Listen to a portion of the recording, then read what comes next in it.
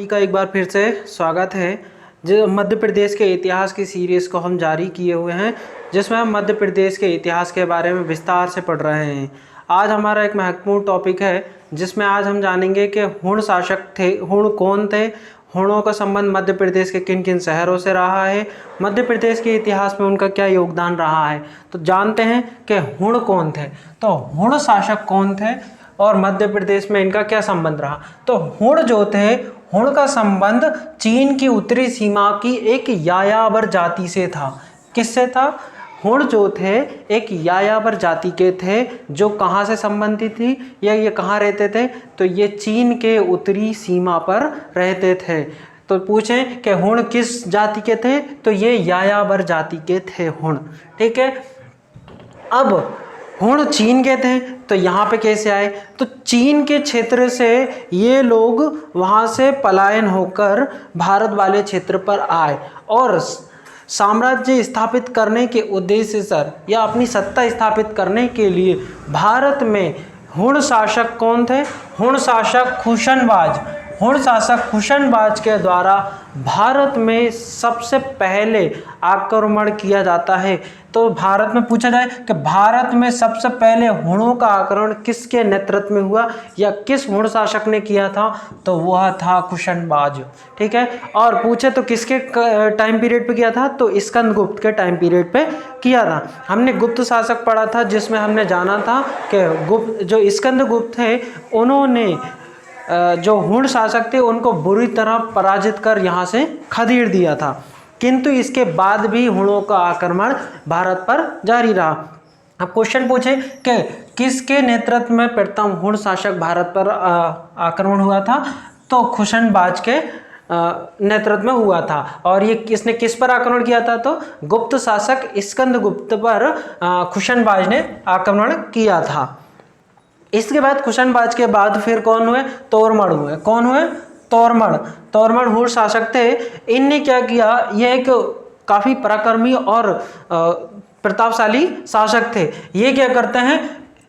अब हुणों का आक्रमण तो जारी था ही, और यहीं से हम देखते हैं कि स्कंदगुप्त जो थे गुप्त वंश के अंतिम महान शासक भी थे। इनके बाद जो गुप्त शासक हुए इतने पराक्रमी नहीं थे। तो इस प्रकार से हुणों की सत्ता धीरे धीरे धीरे धीरे भारत में स्थापित होने लगी थी। हमने देखा बालादित्य था, बालादित्य ने भी इनको पराजित कर दिया था। हमने देखा था जो गुप्त शासक थे, स्कंदगुप्त ने तो इनको हरा ही दिया था, किंतु फिर भी इनका जो है इनका जो सत्ता थी वो भारत में स्थापित होने लगी थी। तो तोरमण जो शासक थे, तोरमण का जो शासन था वो किस किस क्षेत्र पर इसका शासन था? तो तोरमण ने पंजाब से लेके उत्तरी भारत की जो पंजाब था, पंजाब से लेकर मध्य प्रदेश के मालवा क्षेत्र तक जो है इसने अपना शासन स्थापित कर लिया था। किस किस क्षेत्र पे? पंजाब से लेकर मालवा के क्षेत्र तक तोरमण, जो कि हुण शासक तोरमण का अधिकार हो गया था। अब इस बात की जानकारी कहाँ से मिलती है कि भाई जो तोरमण था उसने जो है पंजाब से लेकर मालवा वाले क्षेत्र पर जो है अपना अधिकार कर लिया था। तो इस बात की जानकारी हमें एरण से प्राप्त एक अभिलेख है। एरण में जो अभिलेख है उस पर जो एरण में जो एक जगह है जो कि मध्य प्रदेश के सागर जिले में स्थित है। क्या? एरण। वहां पर एक वाराह की विशाल मूर्ति हमें मिली है। किसकी मूर्ति मिली है? वाराह की। ठीक है। वाराह की विशाल मूर्ति मिली है और इस पर एक लेख लिखा है, और उस लेख का संबंध किससे है? तो वो हुण शासक तोरमण से संबंधित है। और यहीं से इस बात की जानकारी मिलती है कि तोरमण जो थे हुण शासक, उनका जो अधिकार है मध्य प्रदेश के क्षेत्र पर भी संभवतः रहा होगा। और ये एकमात्र ऐसा हुण शासक था जिसने महाराजाधिराज की उपाधि धारण की थी। तो पूछें कि किस हुण शासक ने महाराजाधिराज का टाइटल जो है लिया था? तो किसके द्वारा महाराजाधिराज की उपाधि ली थी? तो हुण शासक तोरमण ने महाराजाधिराज की उपाधि धारण की थी। और इसके जो है सिक्के भी हमें मध्य प्रदेश के क्षेत्र से मिले हैं। तो इसका एक तांबे का सिक्का मिला है। किसका सिक्का मिला है? इसका एक तांबे का सिक्का हमें सागर के एरण से प्राप्त होता है। तो सागर में ही इसका एक अभिलेख 12 मूर्ति पर मिलता है, और सागर से ही इसका एक तांबे का सिक्का हमें मिलता है। किसका? तोरमल, जो कि हुण शासक थे। अब तोरमल के बाद एक और जो है शक्तिशाली शासक होते हैं जिनका नाम है मिहिर भोज। क्या नाम है इनका? मिहिर भोज। तोरमल के बाद जो है मिहिरकुल जो है हुण शासक होते हैं जो भारत पर आक्रमण करते हैं। तो ये मिहिरकुल कौन था? तो ये तोरमल का पुत्र था। कौन था? ये हुण शासक थे, एक पराक्रमी हुण शासक थे। इनके पिता का नाम था तोरमल। ठीक है, तो ये क्या करते हैं, ये एक शक्तिशाली शासक थे। इनके पिता का जो शासन था वो पंजाब से लेके मालवा के क्षेत्र पर पहले से ही था। तो इनका शासन भी कहां से कहां तक स्थापित हो जाएगा? तो कश्मीर के क्षेत्र से लेकर मालवा के क्षेत्र पर मिहिरकुल का जो है अधिकार स्थापित हो जाता है। ये क्या करता है, ये जो इस वंश का सबसे शक्तिशाली और सबसे प्रसिद्ध शासक था और सबसे पराक्रमी शासक भी था। कौन? हुण शासक। कौन? मिहिरकुल। हुण शासक मिहिरकुल। ये क्या था? तो ये तोरमल का पुत्र था और हुणों का सबसे प्रसिद्ध शासक था। ठीक है, इसने अपने शासन को कहां से कहां तक स्थापित किया? तो कश्मीर से लेके मालवा तक के क्षेत्र पर जो है मिहिरकुल ने अधिकार कर लिया था। और इसने अपनी राजधानी किसे बनाया था? तो इसने अपनी राजधानी सियालकोट को बनाकर जो है शासन सत्ता वहां से चलाना प्रारंभ किया था। तो इसके पूछे कि हुण शासकों की राजधानी क्या थी? तो सियालकोट थी। ठीक है, ये पूछे कि हुण शासकों की राजधानी क्या थी? तो ये सियालकोट थी।